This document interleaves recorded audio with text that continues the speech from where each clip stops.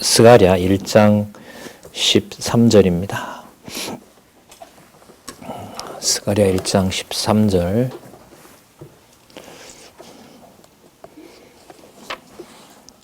제가 읽겠습니다.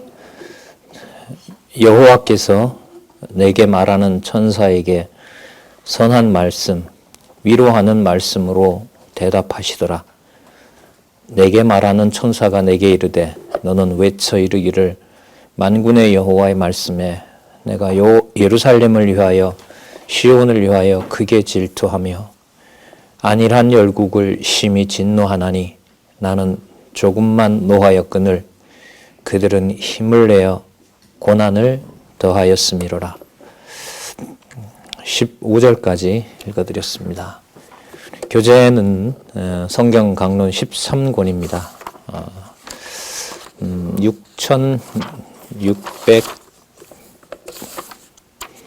6603페이지를 먼저 보도록 하겠습니다. 조금 전에 읽었던 말씀하고 연결을 해서 바로 본문으로 들어가서 살펴보도록 하겠습니다.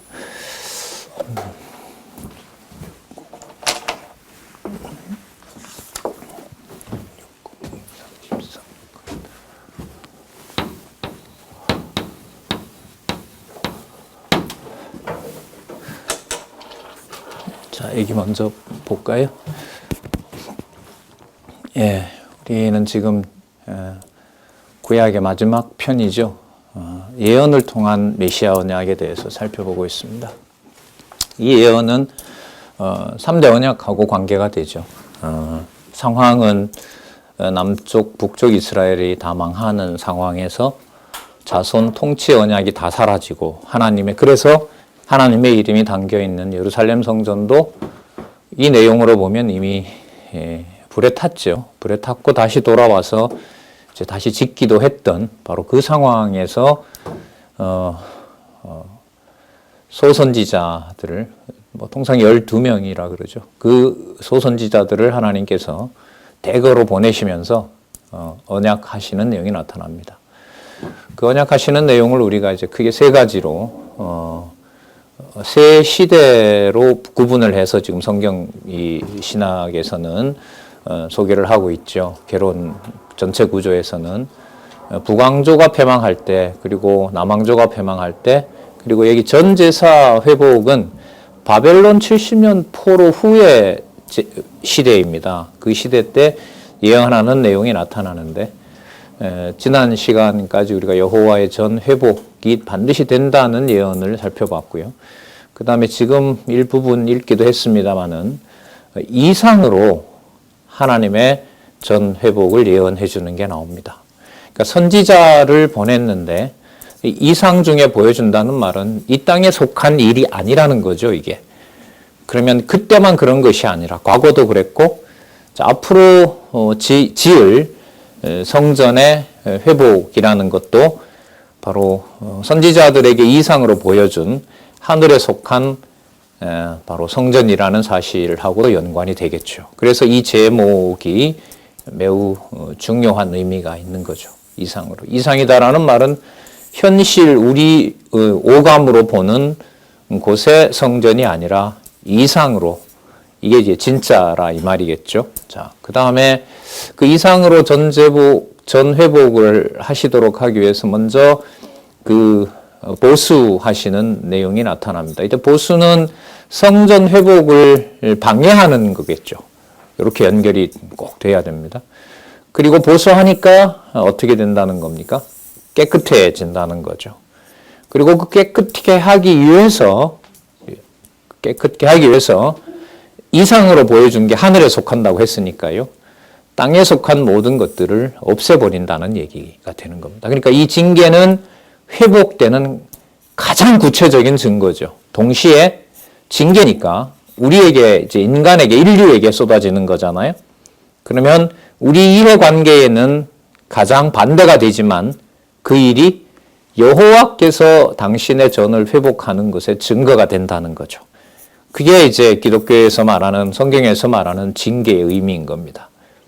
그러나 내 이해관계에 가장 나쁜 것이 동시에 여호와의 하시는 일이 된다는 사실이 신학적으로도 매우 중요한, 신앙과 관련해서도 매우 중요하겠죠. 이것만 깨달아진다고 하더라도 놀라운 하나님의 확신을 할 수 있는 겁니다. 그 다음에 또 놀라운 연결인데요. 하늘에 속한 이상이므로 육으로 되는 것이 아니라 말씀으로 하신다는 거예요. 이 말은 성전 제사 회복을 누가 하신다? 여호와께서 하신다는 겁니다. 왜 여호와께서 하시느냐? 세상에 필요하다고 생각하는 어떤 도구들을 다 전부 다 징계하셨으니까요. 그러니까 이렇게 되는 거죠. 5장 6장이므로 7장부터 말씀 회복이 나온다. 이렇게 연결이 되는 겁니다. 이건 논리적으로 연결하는데 7장에서부터 14장까지 내용을 모르면 100으로 보면 한 10% 정도겠죠. 연결이 되는구나. 뭐가요? 이거 내용 없으면 아무것도 모르는 거죠. 그래서 결혼 공부는 성경에 있는 한 말씀이라도 놓치고 싶지 않는 경우로 하나님께서 인도해 주시는 것. 그게 이제 가장 귀하고 값진 거라고 생각을 합니다.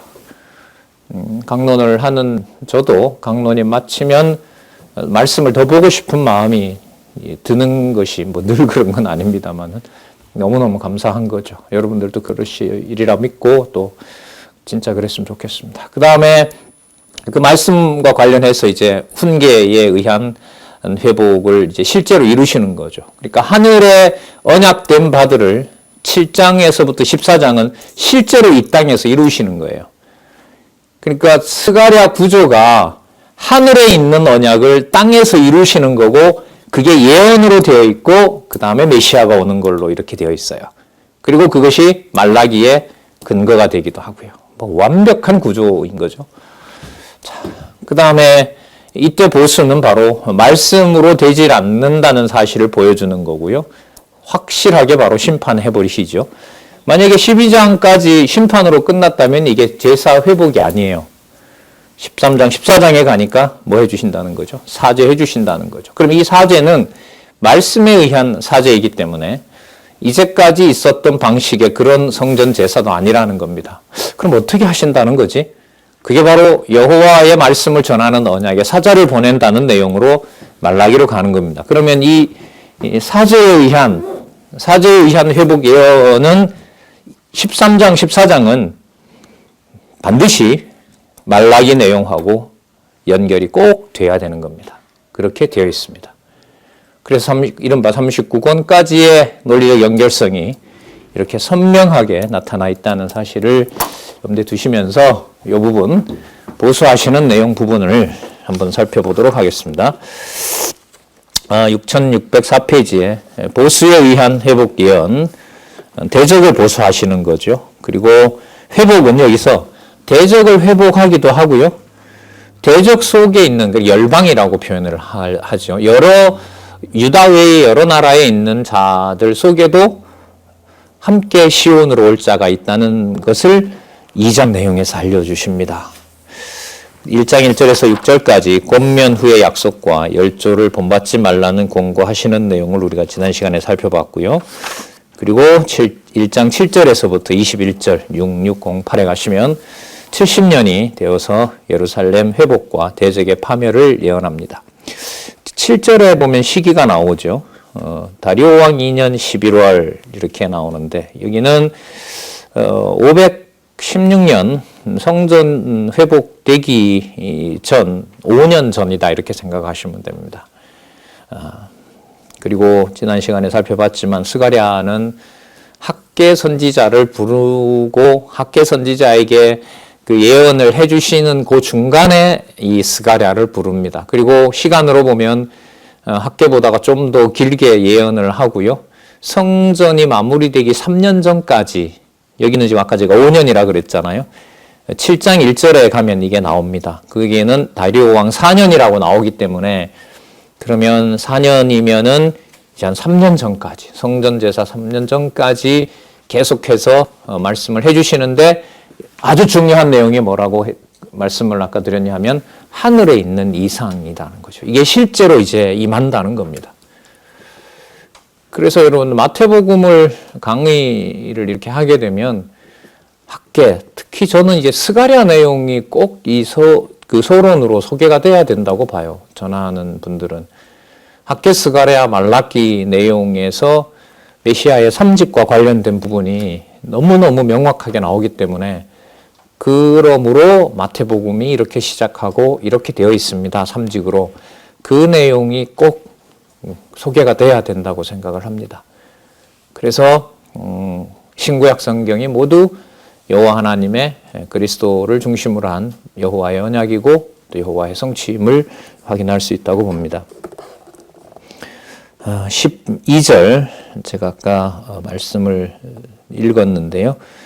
그 앞부분에는 뭐가 나오냐 하면 이상 중에 사자가 여호와께 진노 기간에 대해서 여쭈어보는 내용들이 나타나고 거기에 그 붉은 말, 그 다음에 붉은 말 뒤에 붉은 말, 그 다음 자색말, 백마가 있다는 얘기를 이제 얘기를 하고 그게 도대체 무슨 의미냐라고 이제 선지자가 묻죠.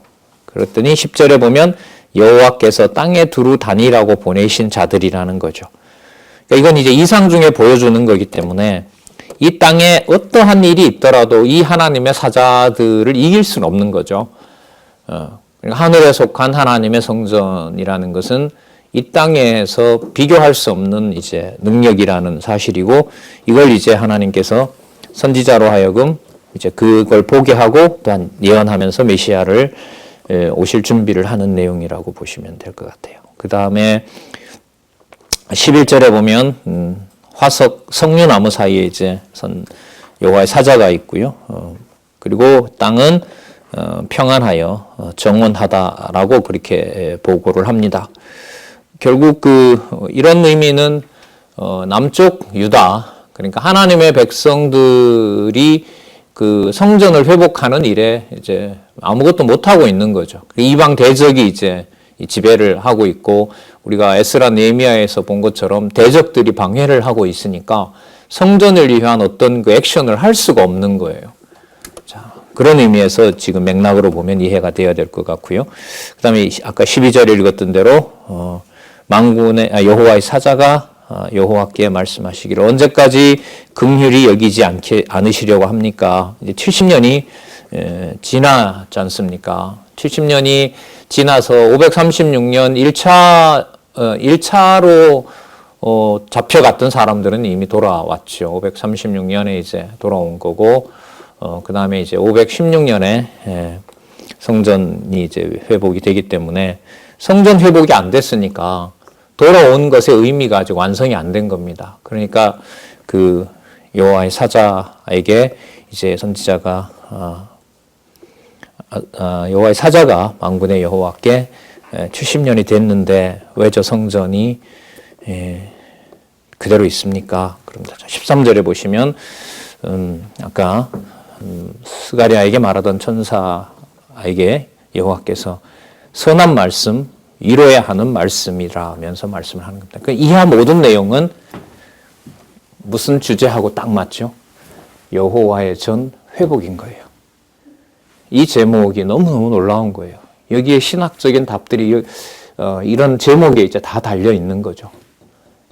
어떤 상황이라도 그건 뭐와 관계되냐면 성전 회복과 관련된 겁니다.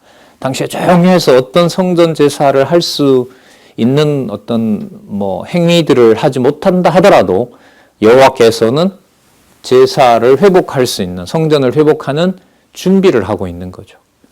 우리 기준에서 이제 요만큼 요렇게 일을 했다 못했다 이렇게 말하는데 성경 신학에서는 그런 말을 하는 것으로 상황 설명이 정확하게 되지는 않는 한계가 있는 말이겠죠. 자, 선한 말씀, 위로의 말씀이라고 얘기를 합니다. 그리고 그 천사가 다시 외쳐 이르라고 얘기를 합니다. 만군의 여호와의 말씀에 내가 예루살렘을 위하여 시온을 위하여 크게 질투하여 안일한 열국을 심히 진노하나니 아까 그 열국들이 예루살렘을 딱 거머쥐고 있어서 아주 그냥 세상이 쫙 잠잠한 것처럼 보이는 거죠. 강대국이 마치 온 세계를 꽉 짓누르고 있어서 조용한 것처럼 보이는 거. 예. 자, 여호와께서 요동을 치게 하신다는 겁니다. 내가 예루살렘을 위하여 시온을 위하여 크게 질투하며 안일한 열국을 심히 진노하나니 나는 조금만 노하였거든 그들은 힘을 내어 고난을 더하였습니다. 그러니까 진노를 놓으니까 어떤 소리도 나올 수 없는 거죠. 그걸 교만하게 만들어 놓고 하나님께서 교만한 자다는 사실을 심판하시는 거죠. 그렇게 되면 이제 택한 백성들, 하나님의 백성들은 와, 저 나라 저렇게 신도 믿지 않는데 여호와를 믿지도 않는데 어떻게 저렇게 강하고 힘을 저렇게 발휘할 수가 있지? 라는 것에 대한 답이 되는 거죠. 여호와께서 그렇게 하셨고 그 세력이 하나님이 싫어하는 악의 세력이라는 사실을 깨닫게 되는 겁니다. 그러니까 나라를 평안하게 해주고 잘 살게 해주면 사람들은 보통 좋은 정부라고 얘기를 하죠. 그 옛날 독일이 1차, 2차 세계대전을 벌이잖아요. 1차 세계대전 때 져가지고 나라가 거의 폭망하지 않습니까? 빵 하나 사려고 하면 그 가죽 푸대에 돈을 담아가도 빵 하나 못 살 정도로 그 나라가 그냥 끝난 거죠. 그 다음에 원하는 것은 뭐 악하고 뭐하고 상관없어요. 그냥 나라의 국민들에게 빵 한 조각이라도 편하게 줄 수 있는 사람이 되면 되는 거예요. 무슨 짓을 하더라도. 그래서 히틀러가 등장하지 않습니까? 그런 예는 너무너무나 많습니다. 현대도 그렇고요. 우리나라도 여러분 근간에 있죠. 내 집값만 올려주면 필요 없어요. 범죄 몇 건간에 감방에 갔다 오고 하고 필요 없습니다. 과거에 마치 고무신 하나 받고 대통령 선거 하던데 좀 무지한 거죠. 그러니까. 그걸 하나님께서 그런 상황에다 두면 진짜 무서운 일이 되는 거죠. 진리고 뭐고 다 관심이 없어요. 이 정도 되면. 그러니까 돌아와서 지금 유다 백성들이 가지고 왔던 재물을 말로는 성전을 못 지어서 안타깝다고 하는데 내심으로는 자기 집을 만드니까 어떻게 해요? 되게 만족스러운 거예요. 말씀은 이제 진리를 위한다라고 하는 거지만 내 욕심 채워나가기에 좋게 쓰는 거기에 이제 속으로 흐뭇해하는 거죠. 야, 마음껏 강의할 수 있고 곳곳에 다닐 수 있고 사람들한테 인정받을 수 있고 야, 진리를 위해서 수고한다는 인사도 받고 점점 그렇게 가면 끝나는 거죠. 상황이 편안하고 평온한 것이 진리 안에 평안하다라는 것하고 등치시킬 수가 없는 겁니다. 16절입니다. 그러므로 여호와가 이처럼 말하노라. 내가 긍휼히 여김으로 예루살렘에 돌아왔은즉 누가 돌아왔다 그러죠? 예, 여호와가 돌아왔다는 거예요. 그러면 누가 관리한다는 얘기예요? 그렇죠. 그럼 지나온 이제 5년 남았다고 했으니까요. 20년 걸리니까 한 15년 흘러간 시간이 뭐 안타까운 시간이고 그게 필요 없는 거예요. 여호와께서 당신의 집을 회복하실 시간이 왔다는 것이 스가랴서의 핵심이고 그러므로 어디에 있는 거예요? 하늘에 정해진 바를 하늘에 있는 천사들과 하늘에 있는 군사들에게 내일을 하라고 지금 여호와께서 보여주고 있는 거죠. 이걸 여러분 성경이 아니면 어디에서 이런 이상, 이런 생각을 할 수가 있겠어요. 그죠? 그래서 저는 이 스가랴라는 내용이 이게 빨리 그냥 말라기 가서 끝내고 마태복음으로 가고 싶은데 스가랴 내용을 보면 볼수록 왜 이런 내용이 여기에 이렇게 있나? 대선지서에도 보면 여러분 에스겔서의 이상으로 40장부터 보여주잖아요. 직결되죠. 나중에 그런 부분들은 이제 상세하게 본문의 바탕이 단단할 때 그런 부분들을 이제 발췌해서 생각을 하면 본문의 바탕이 되니까 이제 연결이 되는 거예요. 아니면 좀 위험합니다. 필요한 대로 뽑아 쓰는 것밖에 안 되거든요. 자, 그때 그런 부분에 가서는 좀 더 이제 깊은 내용들을 좀 상세하게, 깊다기보다 상세하게 보도록 하고요. 놀라운 얘기죠. 16절에. 내가 긍휼히 여김으로 예루살렘에 돌아왔은즉 내 집이 그 가운데 건축되리니 예루살렘 위에 목줄이 치어지리라. 목줄을 튕긴다는 말은 측량해서 이제 집을 짓는 거잖아요. 나 만군의 여호와의 말이니라 하셨다. 이 표현 많이 나오죠. 스가랴에. 나 만군의 여호와의 말이니라. 다시 외쳐 이르기를 만군의 여호와의 말씀에 나의 성읍들이 넘치도록 다시 풍부할 것이라. 여호와가 다시 시온을 안위하여, 시온 안위 이게 다 같은 말이에요. 시온은 애칭인 거고요. 안위라는 말은 샬롬이라는 말이니까 시온이 예루살렘이 된다는 거죠. 예루살렘은 샬롬이 거하는 땅 이런 뜻이거든요. 그러니까 샬롬이 지배하는, 누가 돌아와서요? 여호와가 돌아와서 샬롬, 평안이 지배하는 곳. 여러분 그게 그리스도가 오셔서 확정해 주신 평안이고 그리스도를 머리로 한 교회의 핵심 요소인 거죠. 그러니까 진리 평안으로 안내할 수 있는 것이 유일한 길입니다. 이번에도 지방에서 한 5, 6년 동안 좀 소원해졌던 그 형제들을 식사 초대를 해서 한 서너 시간 얘기를 했는데 그분들이 이제 하나님이 그동안 만나지 못하게 했다라고 그렇게 진심 어린 얘기를 해주는데 제가 100% 공감을 했지만 그렇습니다.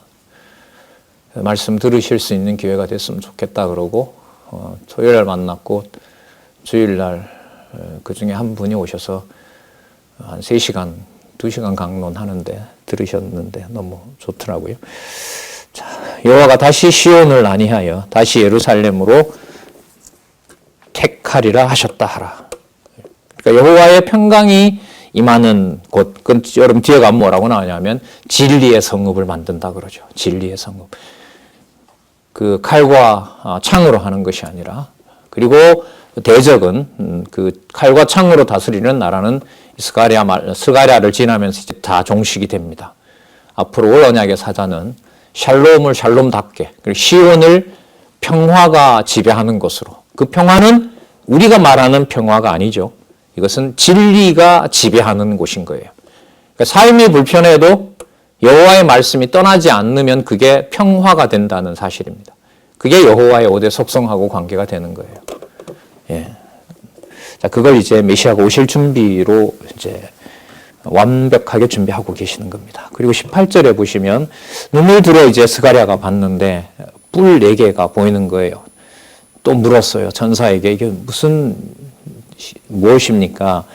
그랬더니 전사가 유다와 이스라엘과 예루살렘을 해친 뿔이니라. 20절에 보면 내 여호와께서 공장 4명을 내게 보이기로, 공장이 대장장인 거죠. 그러니까 그 성전 지을 때 왜 이게 주물로 부어서 제단 만들고 거기에 이런 장식들 만드는 자들이, 기술자들이죠. 내게 보이시기로 내가 가로되 그들이 무엇하러 왔나이까 하매 대답하여 가라사대 그 뿔들이 유다를 해쳐서 사람으로 능히 머리를 들지 못하게 하며 그 공장들이 와서 그것들을 두렵게 하고 이전에 뿔들을 들어 유다 땅을 해친 열국의 뿔을 떨어치려 하시느니라 하시더라.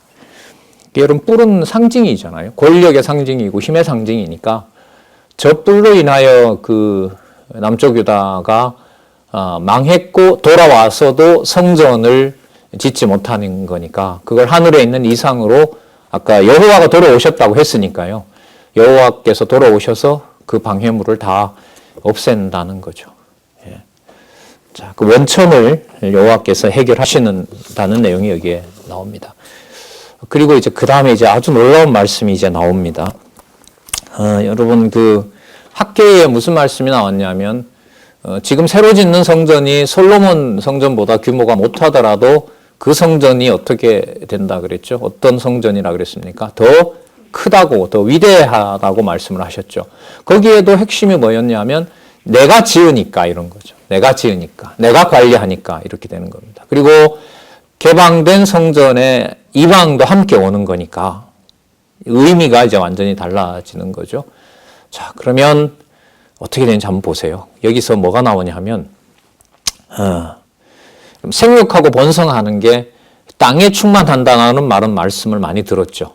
그런데 예루살렘 성이 좁으면 이방인들이 와서 그 예루살렘과 성전에서 함께 있을 수가 없죠. 없어요. 그런데 하나님의 방법을 알려주시는데 이제 다음에 보면 나오는데요. 70년 전에는 이방인들이 침공하기 위해서 성벽을 허물었다면은요, 70년 후에 여호와께서 오셔서 성전을 회복하시는 사건에는 똑같이 성전을 허물기는 마찬가지인데, 이게 이상 중에 보여주는 거예요. 성전을 허물기는 마찬가지인데 이방인과 함께 성전에 모일 수 있는 땅을 확보하기 위해서 성전을 개방합니다. 어떤 경우라도 그런 거예요. 무슨 뜻이냐면 70년 포로 후에 돌아와서 헬라 제국이나 로마 제국 시대에도 예루살렘 성전은 욕을 당합니다. 잘 아시는 안티오코스 에피파네스에서 당하고 회복되기도 하고 AD 70년에 로마가 다 불태웠고 멸해버렸고 지금도 회복되지 않고 있는 증거지 않습니까? 그런데 스가랴에 의하면 성전이 그렇게 무너지고 성문이 없어야 돼요. 저는 아직 못 가봤습니다만 우리 선배들 다녀오셨지만은 들어가는 통로가 많잖아요. 관광객들한테도. 어쨌든 그 성전은 지금 개방이 되어 있죠. 유대인들도 반 쓰고 또 이번에 로켓 수천 발이 날아가서 서로들 싸우고 했지만은 70년 포로 후에 돌아와서 여호와께서 세우는 그 성전은 여호와를 섬기는 터가 좁기 때문에 그 성전을 허물어 버린 겁니다. 그전에는 멸망시키기 위해서 허물어 버린 거라면 예루살렘 열왕기에 나타난 예루살렘 성전의 파괴와 70년 포로 이후에 예루살렘 성이 이방인들에게 개방되고 예수님께서 오셔서 예언하신 대로 예루살렘 성전이 개방되어 이방인에게 짓밟히는 그 일의 역사는 스가랴서에 약속하신 대로 예루살렘 성전이 하나님의 이름을 부르는 그곳이 좁기 때문에 열어서 사마리아로 통하고 원유대로 통하고 사마리아로 통하고 그 다음에 땅끝까지 통할 수 있는 확증하는 사건이 바로 70년 포로 후에 돌아온 후에 개방되는 예루살렘이다. 이렇게 보시면 됩니다. 그러니까 그리스도가 오셔서 예루살렘을 통해서 사역도 하시지만 온 곳에 가시면서 갈릴리를 오고 가시면서 이제 또 강로는 바닷가에서 배 위에서 그렇게 하시면서 땅 언약, 땅을 정복하는 그 역사가 신령한 의미로 그렇게 이루어지는 그 근거가 여러분 스가랴서에 나옵니다. 스가랴서 좀 약한 것 같아요. 많이 보시면 참 유익합니다. 앞으로 이게 요한계시록하고도 연관되는 약속들이 나와 있기도 하기 때문에 스가랴 내용들이 그렇게 많이 공부가 되지 않았어요. 이번 기회에 많이 읽어보시면서 이 구조, 아까 이상으로 그 다음에 말씀으로 회복, 요 구조 속에서 공부를 하시면 많은 유익이 있으리라고 봅니다. 자, 볼까요? 2장 1절에서부터 13절 예루살렘의 회복에 대한 여호와의 언약의 말씀을 예언합니다. 그 속에 많은 나라도 여호와 백성이 된다는 게 나오겠죠, 당연히. 성이 좁아야 성을 개방하니까요.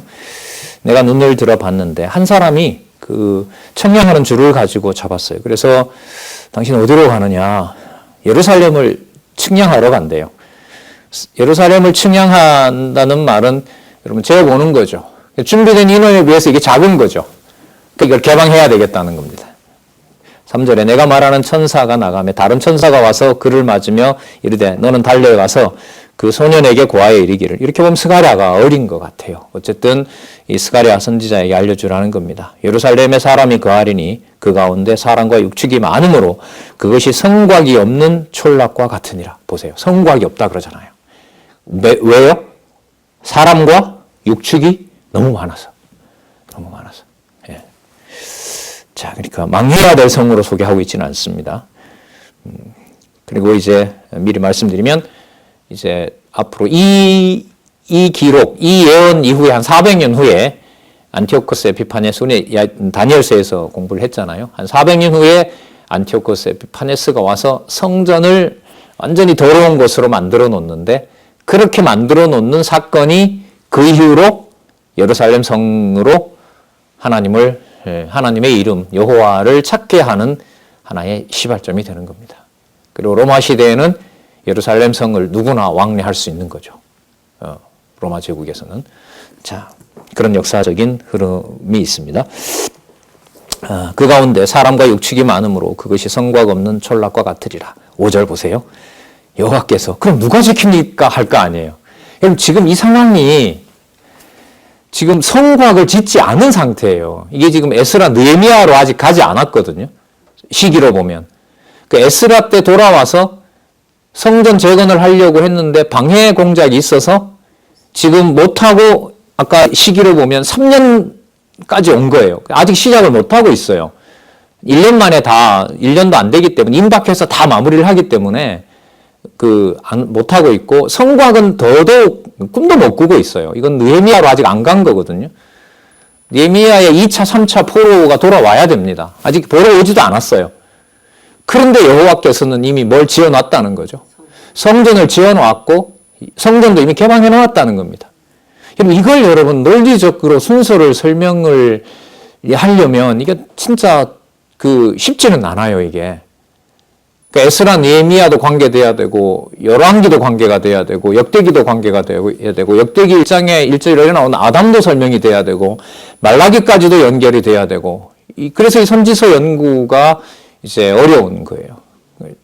소선지서 전체 연구 이런 것들이 역사적 연대로 이렇게 설명을 하지, 아담까지 가고 예레미야 역대기가 반드시 나와야 되고, 열왕기를 꼭 전제로 해야 되고, 이런 내용들을 전체적으로 설명하는 것은 더더욱 시가서까지 당연하죠. 시가서 당연히 들어가야죠. 이스가랴서와 말라기서 끝에 가면 여호와의 이름을 소개한다고 했을 때 5대 속성이 꼭 들어가게 되는데, 여호와 이름 나오는데 5대 속성이 안 나오면 되겠어요? 그럼 무슨 뜻이겠어요? 지금 5절 한번 볼게요. 여호와의 말씀에 내가 그 사면에서 불성곽이 되며 그 가운데서 뭐가 된다? 영광이 되리라. 성곽이 없는 게 여호와께서 범위를 넓히셔서 누구나 들어가도 숫자가 채워져도 꽉꽉 차는 것 같아도 여호와가 뭐가 된다는 거죠? 성곽이 된다는 거예요. 그럼 여러분들 누군가가 이거 느헤미야 앞의 사건인데 왜 그러면 느헤미야에 보면 돌아와서 꼭 성곽을 짓도록 하느냐? 그 질문에 대답하기가 어렵죠. 이 사건은 느헤미야 앞전 사건이에요, 시기로 보면. 근데 느헤미야 때 와서 불성곽이 되게 한다고 했는데 뭐하러 성전을 짓냐? 아니, 성곽을 왜 짓느냐? 그거 어떻게 대답할 거예요? 그러면 여러분 이걸 읽고 우리는 다시 앞으로 가서 느헤미야를 해석할 수 있는 키를 여기서 가져야 돼요. 그러니까 앞부분에 느헤미야를 아무리 설명을 잘했더라도 이 스가랴 내용이 있기 때문에 그 자체로 설명이 다 안 되고 있는 거예요, 거기에는.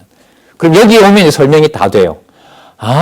돌아와서 지은 성곽을 여호와의 능력으로 짓게 하기 때문에 52일인가 7일 만에 짓게 했구나. 그러면은 여호와의 그 능력은 어디에 있느냐? 이미 여호와는 스가랴에서 보니까 당신이 성곽이 되고 있었다. 그러면 그 성곽은 똑같이 사람 손으로 짓는다고 하는 거지만 성경에서 그것은 바로 어디에 나타난? 스가랴서에 나타난 여호와의 능력이 짓는다는 것을 보여주는 것이다. 그리고 나중에 그리스도가 오셔서 성전을 머리부터 이제 머리 되셔서 성전을 관리하시는 것하고 관계가 되는 겁니다.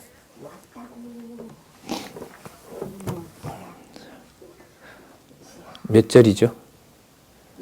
6절.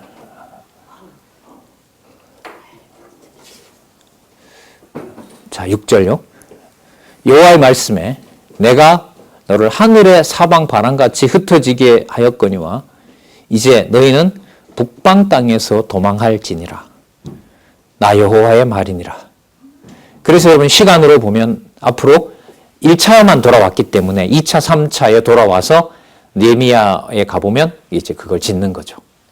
그러니까 성경을 여러분 이게 역사적 순서로 설명을 하려면 될까요? 안 될까요? 절대로 안 돼요. 그럼 어떻게 돼야 돼요? 다 봐야 돼요. 전체를 다 보고 그 사건에 나타난 의미가 무엇인지를 왜 이 사건이 여기에 나오는지를 설명을 해야 돼요. 그게 설명이 안 되면 우리 6600 지금 11페이지 보고 있는데 페이지 때문에 페이지의 연결성이 우스운 일이 되어버립니다. 그 설명도 안 되는데 페이지를 다 그렇게 이어놓으면 어떻게 하느냐. 거기에 답을 할 수가 있겠어요? 없겠어요? 없어요. 이 보통 일이 아닙니다, 여러분, 이게. 지금으로서는 말씀할 수 있는 저자분은 이걸 쓴 저자밖에 저는 없다고 봐요. 저요? 저는 확인해 가고 있죠. 말로는 9882페이지까지라고 말씀을 하는데 구절 하나하나까지 다 그 자리에 그렇게 그 페이지에 소개가 되고 있고 그게 다 1페이지서부터 9882페이지가 성경의 권위라고 하는 것은 공격하기가 너무 쉽습니다. 외부에서. 몇 가지만 무너뜨리면 무너지거든요. 그 중에 여러분 중요한 단서 하나가 저는 이 스가랴서다 방어할 수 있는 이런 생각을 또 한번 하면서 같이 우리 공부하도록 하십시다. 자, 나 여호와의 말이니라. 7절 바벨론 성에 거하는 시온아. 여러분 이때 바벨론 성은요 지금 페르시아 제국 시대지만 바벨론 시대 때 잡혀가서 그 성에 아직 다 살고 있는 거죠. 자, 이제 너는 피할지니라. 만군의 여호와께서 이같이 말씀하시되 너희를 노략한 열국으로 영광을 위하여 그 노략한 열국의 영광을 위하는 게 아닙니다. 이 영광은 뭐냐면 여호와의 영광입니다. 왜? 여호와께서 뭐 하는 거니까 시온에 오시는 거니까. 그래서 지금 이 책의 이 원로의 번역은 영광에서 멀리하도록 이렇게 번역을 했는데요.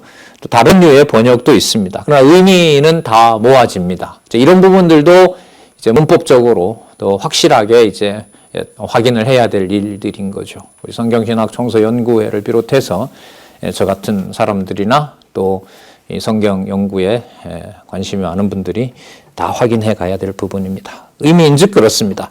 여호와께서 당신의 영광을 위하여 돌아오셨고 당신이 아까 불성곽이 된다고 하셨으므로 그 영광을 어떤 이방 대적도 훼손을 할 수 있어요? 없어요? 없습니다. 그러니까 그 영광에서 멀리하도록 이라는 의미로 번역을 저는 사용할 수 있다고 보는 겁니다. 자, 너희를 노략한 열국으로 영광을 위하여 나를 보내셨나니 무릇 너희를 범하는 자는 그의 눈동자를 범하는 것이라. 내가 손을 그들이 왜 움직인즉 그들이 바벨론입니다. 자기를 섬기던 자에게 페르시아겠죠. 노략거리가 되리라 하셨나니. 그러니까 여러분 2차, 3차의 포로가 아직 돌아오려면 시간이 남았거든요. 그러면 그때 돌아오는 일들을 다리오 왕이나 아하수에로 왕이나 돌아가라고 하지만은 그 일을 지금 하나님께서 하신다는 겁니다. 근데 그 사건을 지금 어디와 연관을 시키냐면 바벨론에 잡혀갔다는 사실을 알려줘요. 그러니까 바벨론에서 돌아오는 일은 하나님의 능력이 아니면 할 수가 없다는 겁니다. 그게 바로 하나님의 영광이라고 할 수가 있는 거죠. 자, 노략거리가 되리라 하셨나니 너희가 만군의 여호와께서 나를 보내신 줄 알리라. 이 말씀도 한 서너 번 나오죠. 하늘에 있는 이상이니까 스가랴가 만들어낼 수 있는 게 아니죠. 그러니까 반드시 여호와가 보내신 것이라는 강조가 따를 수밖에 없다고 봐요. 10절에 보면 여호와의 말씀에 시온에 따라 노래하고 기뻐하라. 이는 누가 임한다 그래요? 내가 임하여 내 가운데 거할 것임이라. 임마누엘 정도가 아니죠. 속으로 들어오신다는 거예요. 천국이 너희 가운데 있다. 예수님도 얘기하시잖아요. 그게 벌써 여러분 여기서 시작된 거예요. 이상으로 보여준 영원한 천국, 영원한 통치가 하나님의 백성에게 임한다는 사실인 거죠. 1절에 그날에 많은 나라가 여호와께 속하여 내 백성이 될 것이요 나는 내 가운데 거하리라. 그럼 아까 청량줄 가지고 지어놓은 게 왜 청량줄을 가져와서 지었겠어요? 이 사이즈가 여기 있는 대로 많은 나라가 여호와께 돌아와야 되고 그들도 여호와 백성이 되는데 적당한 것인가라고 여호와의 명을 받은 사자들이 와서 점검한 거예요. 사전 점검. 우리 행사하면 미리 이제 선발대 가서 보잖아요. 인원들이 다 수용될 수 있는지 어쩐지. 12절 여호와께서 장차 유다를 취하여 거룩한 땅에서 자기 소유를 삼으시고 다시 예루살렘을 택하시리니. 자, 학계와 연관을 시키면 그 예루살렘에 회복되는 성전이 이전의 성전보다가 훨씬 영광스럽고 크다라고 얘기를 하신 이유가 여기 있는 거죠. 그럼 뭐가 크다는 걸까요? 많은 백성이, 많은 나라가 여호와께 속하여 여호와의 백성이 될 거기 때문에. 이걸 여러분 학계와 상관없이 설명하면 될까요? 절대로 안 되죠. 절대로 안 돼요. 그래서 여러분 알면 다 알고 모르면 다 모른다는 얘기가 우리는 그런 걸 듣고 있으니까 좋다 보다가 저는 학적인 어떤 지식의 어떤 그 수고를 보면 엄청난 그 과제가 걸려 있는 거죠. 다 안다는 말은 내용이 전부 다 못 해야 된다는 거예요. 다 연결돼야 된다는 얘기 아닙니까? 그 말이 참 어떻게 보면 쉬운 말이 아니죠. 굉장한 부담인 거죠. 인간적으로 생각을 해보면. 증명해야 되는 부담, 증명 부담으로 보면 그 일은 하나님이 진짜 하게 해주셔야 가능한 일이다라는 말로도 다시 얘기할 수 있을 것 같아요. 12절 여호와께서 장차 유다를 취하여 했죠. 13절 무릇 혈기 있는 자들이 여호와 앞에서 잠잠할 것은 여호와께서 그 성소에서 일어나심이니라. 성이 건축되는 것이 중건되는 것이 예루살렘 성이 건축된다고 하질 않아요. 하늘에 있는 사자들의 말에 의하면 누구의 성? 여호와께서 일어나시고 있다는 거예요. 그래서 여러분 말씀 듣는 가족이 어디 또 한 분 계시다, 멀리 혼자서 저렇게 말씀 듣는다라는 걸 교회론적인 그 관점에서도 귀한 거지만 지금 이 스가랴서에 보면 참성전인 그리스도를 중심으로 하나님의 교회가 건립되는 일이니까요. 여호와께서 일어나시는 일이니까 일어난다는 게 건립 아니에요? 건축? 놀라운 사건인 거죠. 그러니까 신학교회의 교회의 역사는 어떤 일이 벌어지더라도 하나님의 말씀을 듣는 백성들에게 그 말씀이 전해지는 방향으로 일은 가고 있다. 그것이 이제 눈에 보일 때는 단절되고 있고 누가 막는 것처럼 보이고 그 일이 안 되는 것처럼 보이지만 20년 짓지 못하게 하고 1년도 채 되지 않아서 다 짓게 하는 것은 바로 여호와께서 거기 임하신다는 증거를 극적으로 보여주기 위해서 여호와께서 연출하시는 것이다. 너무 분명하죠. 자, 그러면 여러분 이 성전을 지어놔도 성전에 들어갈 그 제사장이 온전치 못하면 그 지으나 마나잖아요. 그리고 예루살렘 성전이 멸망할 때 예레미야서에 보면 통치자 세 그룹, 선지자왕 제사장 전부 부패하게 되고 특히 이제 제사장들이 앞서서 우상을 숭배하는 이 희귀한 일들이 벌어지잖아요. 그러면 아무리 잘 지어놔도 여호와께서 일어서시려고 한다면은 여호와께서 마음에 드는 선지자뿐만 아니라 대제사장을 세워야 될 거 아니에요. 그걸 지금 이상 중에 사단이 보는 앞에서 더러워진 여호수아 대제사장을 이 대제사장은 여러분 실제 인물입니다. 당시에. 그런데 그 실제 인물의 사건을 하늘에 있는 사건이 실체라는 걸 보여줘요. 그러면 여러분들 우리가 어느 곳에 우리가 말씀을 듣기 위해서 어느 가정교회에 우리가 모였다라는 것은 현실 시간 역사 속에 있는 기록인 겁니다. 그죠? 그리고 여호수아도 당시의 인물이었고요. 돌아온 대제사장 의지파의 가문이었단 말입니다. 그런데 그 사건의 진정성은 어디에 있다는 거죠? 하늘에 있는 하나님의 주권 아래에 있다는 겁니다. 그게 뭘까요? 그게 여러분 교회의 비밀입니다. 이 겁나는 데입니다. 그래서 그걸 너무 소홀히 했고 말씀 듣고 좋다고 하는 데서도 그 상황은 계속 빠져나갔던 거죠. 그러니까 말씀운동 과거에 강남노회나 그런 체제에서도 가정교회가 힘드시면 목회고 뭐고 장로 권사 모든 직분들을 일단 고려해보라는 얘기가 나오는 것이 온당했던 거라고 봐요, 저는. 근데 그 말은 한마디도 나오지 않았어요. 여전히 제도권 중심처럼 교회 중심이었고 그게 정상적인 것처럼 그렇게끔 재정부터 시작해서 다 그렇게 돌아간 거죠. 근데 그 모든 과정이 지금 체제 개혁을 통해서 진행되는 과정은 지방도 제가 이렇게 다녀보지만 전부 다 모두 만나본 분마다 가정교회의 가치를 모르는 교회 생활은 의미가 있는 것이 아니다라는 걸로 많은 분들이 말씀들을 하세요.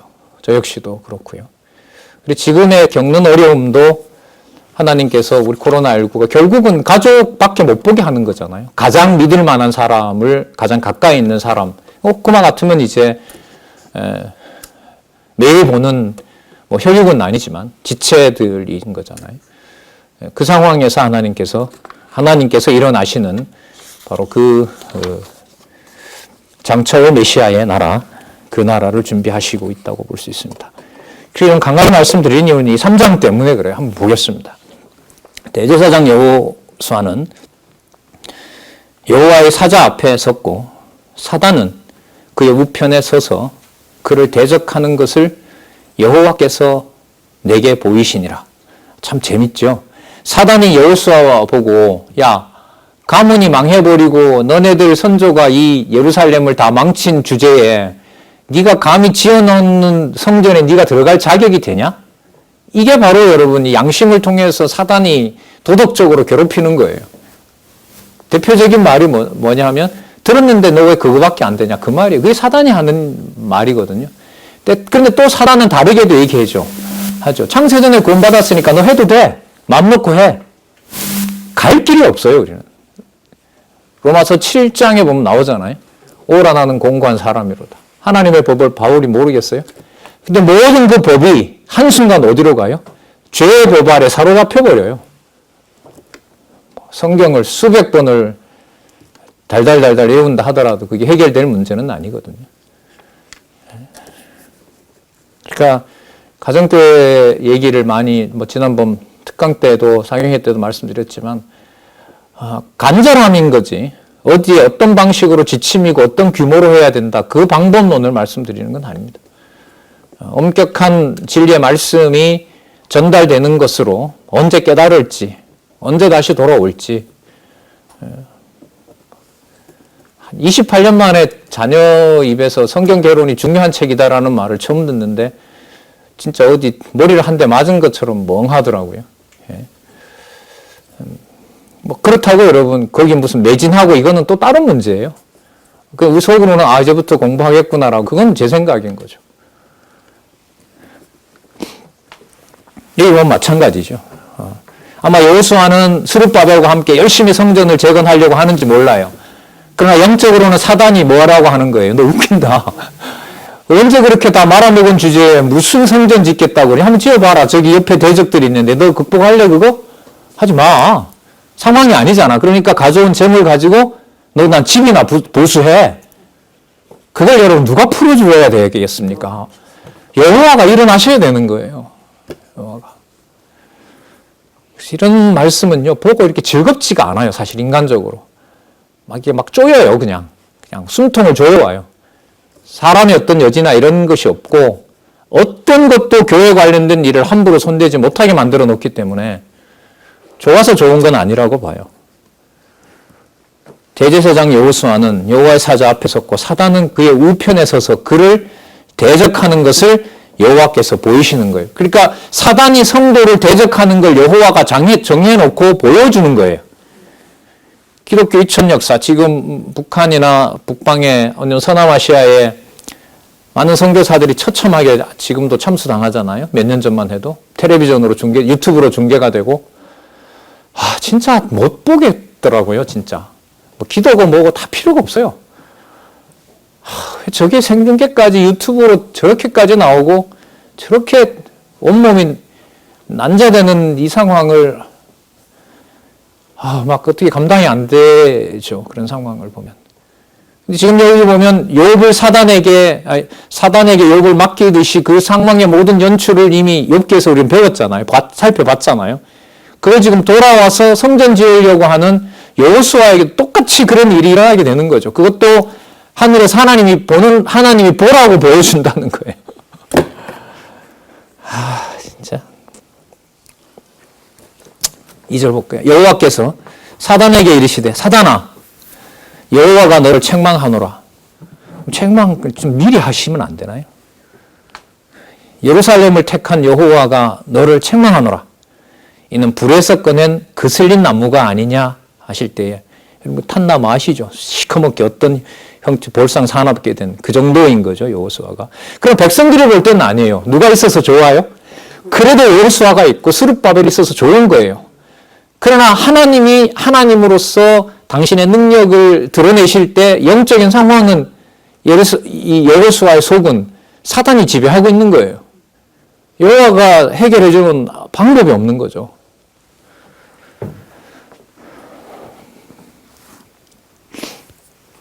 그 슬린 나무가 아니냐 하실 때에 여호수아가 더러운 옷을 입고 천사 앞에 섰는지라. 여호와께서 자기 앞에 선 자들에게 명하사 그 더러운 옷을 벗기라 하시고 또 여호수아에게 이르시되 내가 네 죄가를 제하여 버렸으니 내게 아름다운 옷을 입히리라 하시기로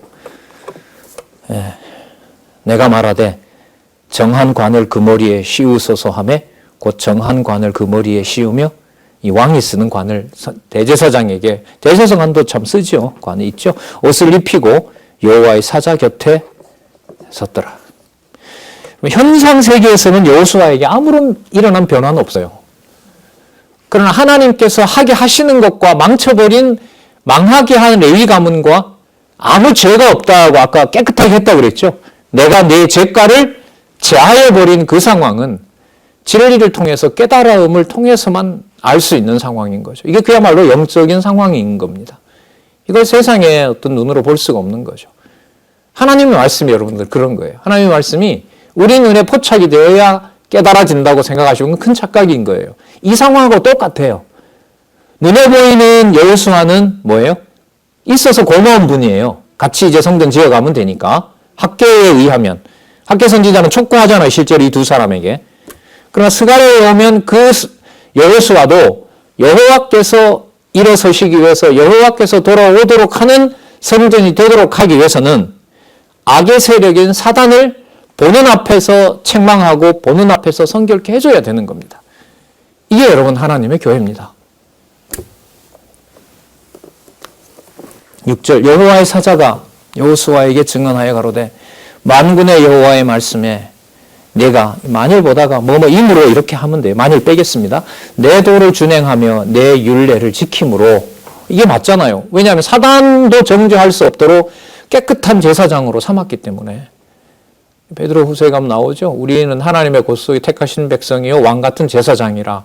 히브리서에 가면 그리스도가 우리의 맏형이시고 영원한 제사를 드렸다. 그래서 이 영원한 속죄론 이게 여러분 종교개혁 신학자들의 숨통을 틔워준 거 아니에요? 로마에 안 가도 되고 속전을 안 내도 되고 면죄부를 안 사도 되고 주교 말을 안 들어도 되고 진리의 말씀으로만 확인이 되면 하나님 백성 된다는 게 구속사로 좁혀지긴 했지만 500년 전 유럽에 터진 바로 영원한 구속론인 거예요. 그리스도의 놀라운 말씀이죠. 내가 내 집을 다스릴 것이며 내 뜰을 지킬 것이며 내가 또 너로 여기 섰는 자들 중에 왕래케 하리라. 대제사장 여호수아야 너와 내 앞에 앉은 내 동료들은 내 말들을 들을 것임이라. 이들은 예표의 사람이랍니다. 뭘 예표할까요? 장차 올 자 본문으로 들어가서 설명을 드릴게요. 여호와께서 불성곽이 되시고 초라해 보이지만은 또 그을린 잿덩어리처럼 숯덩어리처럼 보이는 여호수아이지만 십자가에 처참하게 찢긴 그리스도지만 바로 그를 지키는 그 교회를 지켜주는 불성곽이 되시는 여호와 하나님이 세우실 교회, 하나님의 나라, 하나님의 교회에 대한 예표임에 틀림없지 않겠습니까?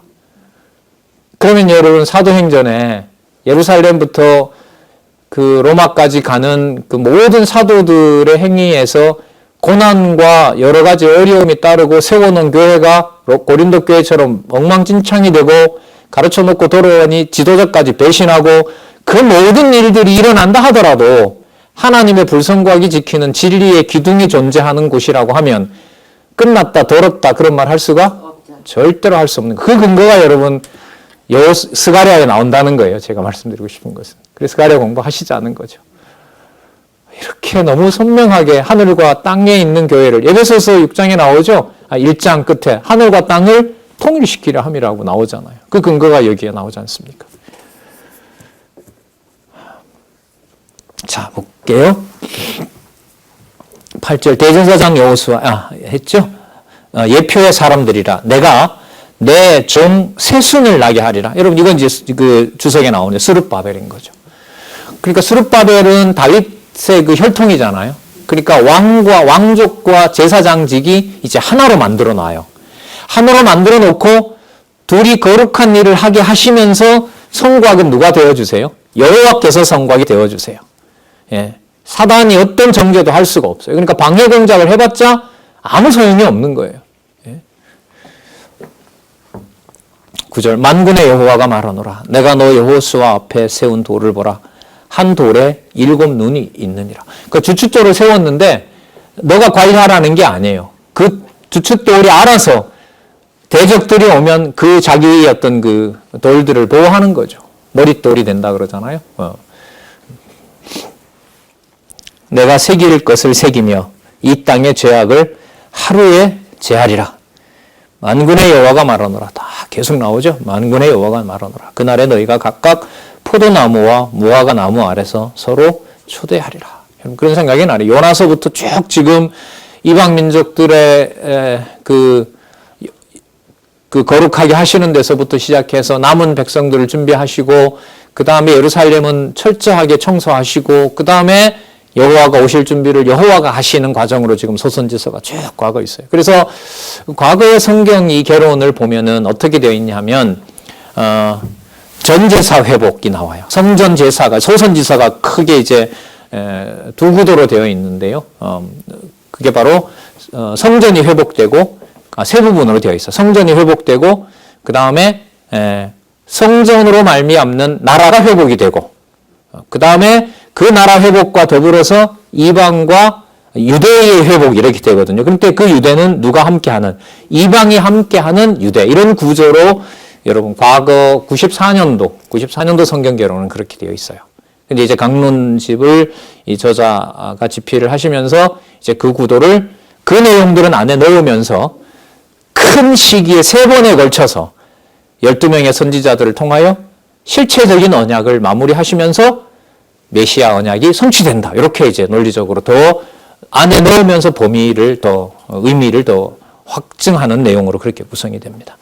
그런 과정도 앞으로 이제 그 발전 과정이나 이런 걸 따라가면서 그 개념들이 어떻게 위에 아래 이렇게 가는지 보는 것도 앞으로 이제 따라가도 좋은 일인 겁니다. 왜냐하면 그렇게 가려면 또 뭐를 봐야 되니까.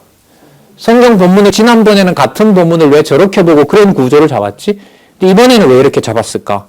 그럼 그걸 따라가 보는 것이 계속 본문을 확인하면서 그 의미를 따라가는 거니까요. 예.